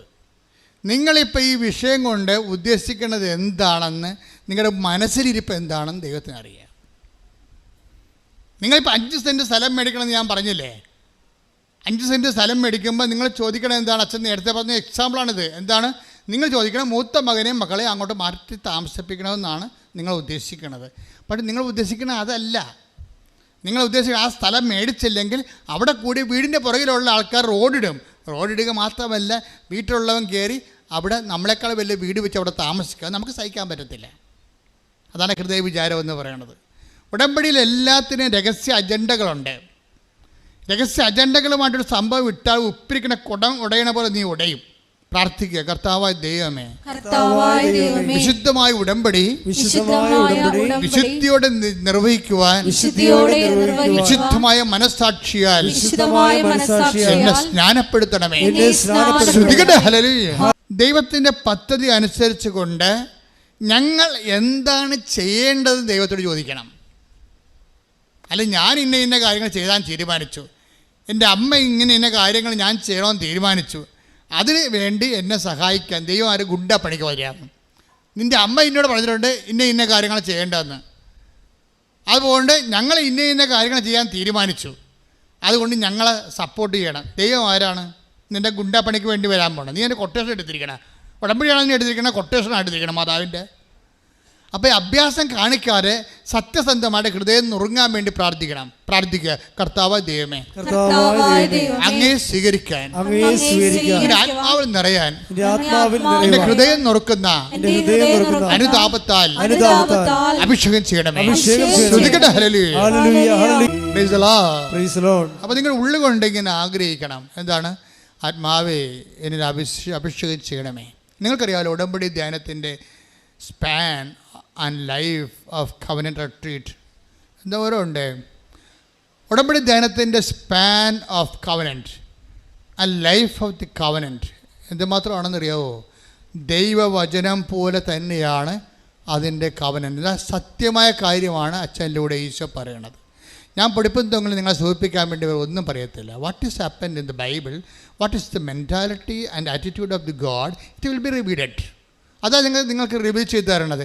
അപ്പം നിങ്ങൾ അതിനെ അബൈഡ് ചെയ്ത് വരണം. പ്രാർത്ഥിക്കുക. കർത്താവ് ദൈവമേ, ഉടമ്പടി ധ്യാനത്തിലെ അങ്ങയുടെ വചനം കേൾക്കാൻ എന്നെ എൻ്റെ ആത്മാവിനെ ഒരുക്കണമേ, എൻ്റെ ഹൃദയത്തെ നുറുക്കണമേ, എൻ്റെ ആത്മാവിനെ ഒരുക്കണമേ, എൻ്റെ ഹൃദയത്തെ നുറുക്കണമേ. ആത്മാവേ, യേശുവിൻ്റെ ആത്മാവേ, ആത്മാവേ, അപ്പോസ്തലന്മാരിൽ ഇറങ്ങി വസിച്ച സഭയുടെ ആത്മാവേ, എന്നെ അഭിഷേകം ചെയ്യണമേ, എന്നെ അഭിഷേകം ചെയ്യണമേ, എന്നെ അഭിഷേകം ചെയ്യണമേ. ഞാൻ കർത്താവിൻ്റെ കൈകാലുമായി അപ്പോസ്തലന്മാരെ പോലെ ഇക്കാലത്തില് കർത്താവിനെ കൈമാറാൻ എന്നെ അഭിഷേകം ചെയ്യണമേ. ശ്രദ്ധിക്കട്ടെ. പരിശുദ്ധ പരമ ദിവ്യകാരുണ്യത്തിന് ആരാധനയും സ്തുതിയും എൻ്റെ പ്രിയപ്പെട്ടവരെ, ഇതാണ് ഇതിൻ്റെ ഒരു പ്രോസസ്സിങ്. നമ്മൾ വിസ പ്രോസസ്സിങ് എന്ന് പറയത്തില്ലേ, അതുപോലെ കവനൻ്റ് പ്രോസസ്സിങ് ആണിത്. എന്താണ്? First time word of God കേൾക്കുക. സെക്കൻഡ് സ്റ്റെപ്പ് കർത്താവിൻ്റെ വചനം ആദ്യമേ കേൾക്കുക. രണ്ടാമത്തെ സ്റ്റെപ്പ് എന്താണ്? ഹൃദയം നുറങ്ങണം. കർത്താവിൻ്റെ വചനം കേട്ടിട്ട് വചനത്തെ അനുപേക്ഷണമായിട്ട് യോഹന്നാൻ 15:3 വർക്കൗട്ട് ചെയ്യണം. Take the word of God. Sudhikada. Hallelujah. Hallelujah. Hallelujah. Hallelujah. Hallelujah. യേശുവേ നന്ദി. Hallelujah. Hallelujah. യോഹന്നാൻ 15:3. യോഹന്നാൻ 15:3. ഞാൻ നിങ്ങളോട് പറഞ്ഞ വചനം നിമിത്തം നിമിത്തം വചനം നിമിത്തം നിങ്ങൾ വിശുദ്ധി ഉള്ളവരായിരിക്കുന്നു. വചനം കേൾക്കുമ്പോൾ സത്യസന്ധമായിട്ട് അതിനോട് സഹകരിക്കാൻ തയ്യാറാണെങ്കിൽ ഓട്ടോമാറ്റിക്കായിട്ട് വിൽ ബി നിങ്ങളുടെ ഹൃദയം നുറുങ്ങിയിരിക്കും. അപ്പോൾ എന്താ സംഭവിക്കണത്? ഹൃദയം നുറുങ്ങിയിട്ട് ജനങ്ങൾ ചോദിക്കുന്ന ഫസ്റ്റ് ക്വസ്റ്റ്യൻ, ഇപ്പം കുഞ്ഞുങ്ങളുടെ ആദ്യത്തെ ക്രൈ എന്താണ്? First cry. അതുപോലെ ഫസ്റ്റ് ക്വസ്റ്റ്യൻ, ആത്മാവിൽ ജനിച്ചവൻ്റെ ഫസ്റ്റ് ക്രൈ എന്താണത്? സഹോദരങ്ങളെ, ഞങ്ങൾ എന്ത് ചെയ്യണം? That's first cry, that's first question. വചനം ശ്രവിച്ചവൻ്റെ ആദ്യത്തെ നിലവിളി, ആത്മാവിൽ ജനിച്ച ദൈവ പൈതലിൻ്റെ ഫസ്റ്റ് ക്രൈ എന്താണത്? സഹോദരങ്ങളെ, ഞങ്ങൾ എന്ത് ചെയ്യണം? അതാണ് ചോദ്യം. അപ്പോൾ എന്ത് ചെയ്യണമെന്ന് പറയുമ്പോൾ ഒറ്റ ഉത്തരവേ ഉള്ളൂ പത്രോസിന്. എന്താ പറയണത്? അവൻ പറയണത് പോലെ അവൻ പറഞ്ഞത് എന്താ? മർക്കോസിന്റെ 1:15 അവൻ പറഞ്ഞു. മർക്കോസ് 1:15. അവൻ പറഞ്ഞു സമയം പൂർത്തിയായി, ദൈവരാജ്യം സമീപിച്ചിരിക്കുന്നു, അനുതപിച്ച് സുവിശേഷത്തിൽ വിശ്വസിക്കുവിൻ. മനസ്സിലായില്ലേ? അപ്പൊ പരിശുദ്ധാത്മാവിനെ ലഭിക്കാനുള്ള ആദ്യ ഫോർമുല എന്താണ്? പത്രോസ് എന്താ പറയണത്? നിങ്ങൾ പശ്ചാത്തപിക്കുവിനെന്നല്ലേ? അത് ആ ലൂക്ക്, അതായത് നടപടിയുടെ 2:38 നിങ്ങൾ പശ്ചാത്തപിക്കണമെന്ന് പറഞ്ഞ പത്രോസ് ആണെങ്കിൽ അത് പറഞ്ഞ പത്രോസ് അല്ലല്ലോ. അതാരാ പറഞ്ഞത്? കർത്താവ് ആദ്യം പറഞ്ഞ വാക്കാണ്. എന്താണ്? Time. The time is at hand, the kingdom of God is at hand. രണ്ടും ഒരുമിച്ചാണ് പറഞ്ഞിരിക്കുന്നത്. സമയം പൂർത്തിയായിരിക്കുന്ന, ദ ടൈം ഇസ് അക്കംപ്ലിഷ്ഡ്. സമയം പൂർത്തിയായി. നിൻ്റെ സമയം, വചനം എപ്പോൾ കേൾക്കുന്നു അപ്പോൾ ദൈവകൃപയുടെ സമയം ഉദ്ഘാടനം ചെയ്യപ്പെടുകയാണ്. കൈയടിച്ച് ശ്രദ്ധിക്കട്ടെ. ഹല്ലേലൂയ. ഹല്ലേലൂയ, ഹല്ലേലൂയ. ആരാധന, ആരാധന. ഹല്ലേലൂയ.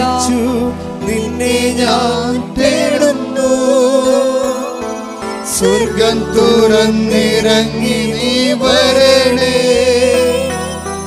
ദാഹിച്ചു നിന്നെ ഞാൻ തേടുന്നു, സ്വർഗം തുറന്നിറങ്ങി നീ വരണേ. ആത്മാവ ദൈവമേ വരണേ, എന്റെ ഉള്ളിൽ വസിക്കാൻ വരണേ. ഇത് പേര് സിമ്പിളാണ്. നോക്കിയേ, ആദ്യമേ പെന്തക്കോസ്തായിൽ ആത്മാവിനെ പത്രോസിന് ലഭിക്കുന്നു, സ്ലീഹന്മാർക്ക് ലഭിക്കുന്നു. അത് കണ്ടു നിന്ന ജനങ്ങൾക്ക് അഭിഷേകത്തോടെ അവർ ചോദിക്കുന്നു, എന്താണ് ഈ ആത്മാവിനെ ഞങ്ങൾക്കും സ്വീകരിക്കണം, അതിന് ഞങ്ങൾ എന്ത് ചെയ്യണം? അപ്പോൾ ഞങ്ങൾ എന്ത് ചെയ്യണമെന്ന് ചോദിക്കുമ്പോൾ അത് കവനൻ്റെ ഫോർമാറ്റാണ്. പത്രോസ് എന്താ പറയും? അവൻ പറയണ പോലെ നിങ്ങൾ ചെയ്യണം. അവനെന്താണ് ആദ്യം പറഞ്ഞത്? അവൻ പറഞ്ഞത് മർക്കോസ് 1:15 എന്താണ്?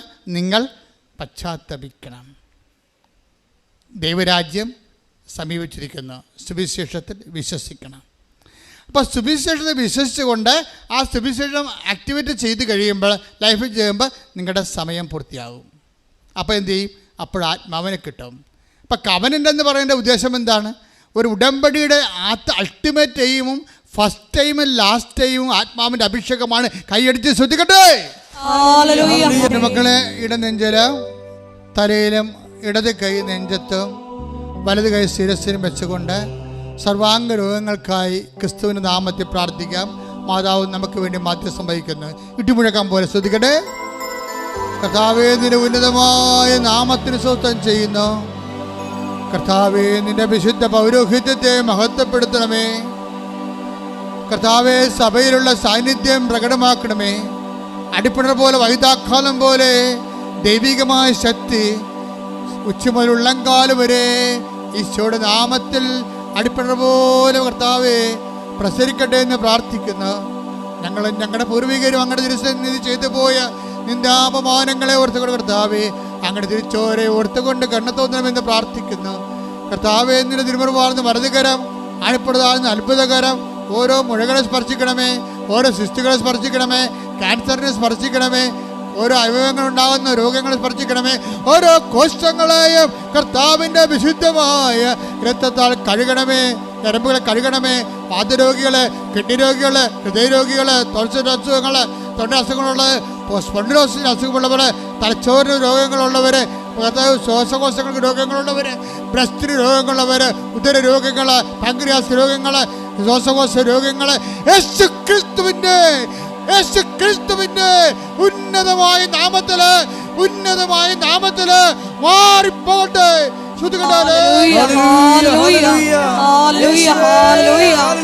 എല്ലാ രോഗങ്ങളും സുഖപ്പെട്ടുകൊണ്ട് അങ്ങയുടെ നാമത്തെ ഈ ആരാധനയിലൂടെ വീണ്ടും വീണ്ടും മഹത്വപ്പെടുത്തണമേ. ഹല്ലേലൂയ. സുഖമായിടും എൻ്റെ ഉള്ളം. ജീവിത വിഷയങ്ങൾക്ക് വേണ്ടി പ്രാർത്ഥിക്കുന്ന സമയമാണ്. ഓൺലൈനുള്ളവർ ശ്രദ്ധിക്കുക. ജോലിയില്ലാത്തവര്, വീടില്ലാത്തവര്, വഴിയില്ലാത്തവര്, വിദേശങ്ങളിൽ ജയിലിൽ അകപ്പെട്ടിരിക്കുന്നവർ, വിദേശ ജോലിക്ക് തടസ്സമുള്ളവർ, വിദേശ ജോലി നഷ്ടപ്പെട്ടവർ, എല്ലാവരും ഓർത്ത് പ്രാർത്ഥിക്കുന്ന, നിങ്ങളെ വേദനിപ്പിക്കുന്നവർ, ജോലി സ്ഥലങ്ങളിൽ നിങ്ങളെ മാനസികമായി പീഡിപ്പിക്കുന്നവർ എല്ലാവരും വിശുദ്ധമായ രക്തത്താൽ കർത്താവ് തളിക്കപ്പെടട്ടെ. കർത്താവ്, ജോലി നാട്ടിലില്ലാത്തവർ, പരീക്ഷ എഴുതി നിൽക്കുന്നവർ, റിസൾട്ട് പ്രതീക്ഷിക്കുന്നവർ, പരീക്ഷ ചില തോറ്റുപോയിട്ടുണ്ടെങ്കിൽ അവരെ സംബന്ധിച്ച് പ്രാർത്ഥിക്കുന്നു. അവരുടെ ജീവിതത്തെ സംബന്ധിച്ച് പ്രാർത്ഥിക്കുന്നു. അവരുടെ കാൽക്കുലേഷൻ സംബന്ധിച്ച് പ്രാർത്ഥിക്കുന്നു. ജീവിതത്തിൻ്റെ ഓരോ വിഷയങ്ങളിൽ ഒരു തീരുമാനം എടുക്കാനുള്ളവർ പ്രത്യേക ഡേറ്റുകൾ ഓർക്കുക. ഈ മാസം കടന്നു പോകേണ്ട, ഈ ആഴ്ചയിൽ കടന്നു പോകേണ്ട പ്രധാനപ്പെട്ട ഡേറ്റുകൾ ഓർക്കുക. പരീക്ഷാ ഡേറ്റുകൾ, ഇൻ്റർവ്യൂ ഡേറ്റുകൾ, യാത്രാ ഡേറ്റുകൾ, രജിസ്ട്രേഷൻ ഡേറ്റുകൾ, ജപ്റ്റ് ഡേറ്റുകൾ, എല്ലാ ഡേറ്റുകളും സമർപ്പിക്കട്ടെ. അശക്തമായ സ്തുതിക്കട്ടെ. സ്വന്തമായി ശ്രദ്ധിക്കട്ടെ. മക്കളില്ലാത്തവരെ, ഗർഭിണികൾക്ക്, ഗർഭത്തെ ശിശുവിന് രോഗങ്ങളുള്ളവർ, ഗർഭിണികൾക്ക് പലതരത്തിലുള്ള വൈകല്യങ്ങൾ, തകരാറുള്ളവർ പ്രാർത്ഥിക്കട്ടെ. മക്കളില്ലാത്തവർ പ്രാർത്ഥിക്കട്ടെ. കുടുംബ തകർച്ചയുള്ളവർ പ്രാർത്ഥിക്കട്ടെ. ഡൈവേഴ്സ് അയക്കുന്നവർ പ്രാർത്ഥിക്കട്ടെ. കോടതി കേസുള്ളവർ പ്രാർത്ഥിക്കട്ടെ. ഇടിമുഴക്കം പോലെ സ്തുതിക്കട്ടെ. ഹല്ലേലൂയ. ഹല്ലേലൂയ. നമുക്ക് ശിരസ്സ് നമിച്ച് ദിവ്യകാരുണ്യനാഥന്റെ ആശീർവാദം സ്വീകരിക്കാം.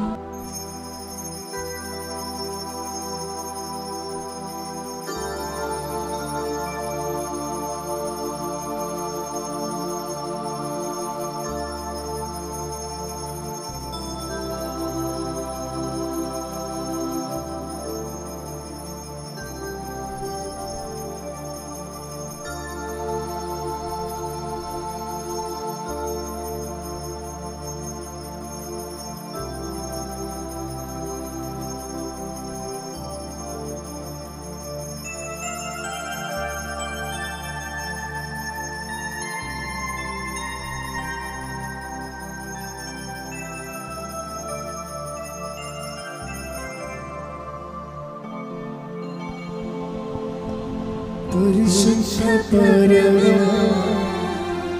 ദിവ്യകാരുണ്യമേ,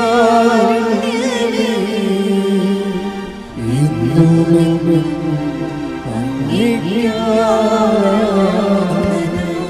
ആവേ ആവേ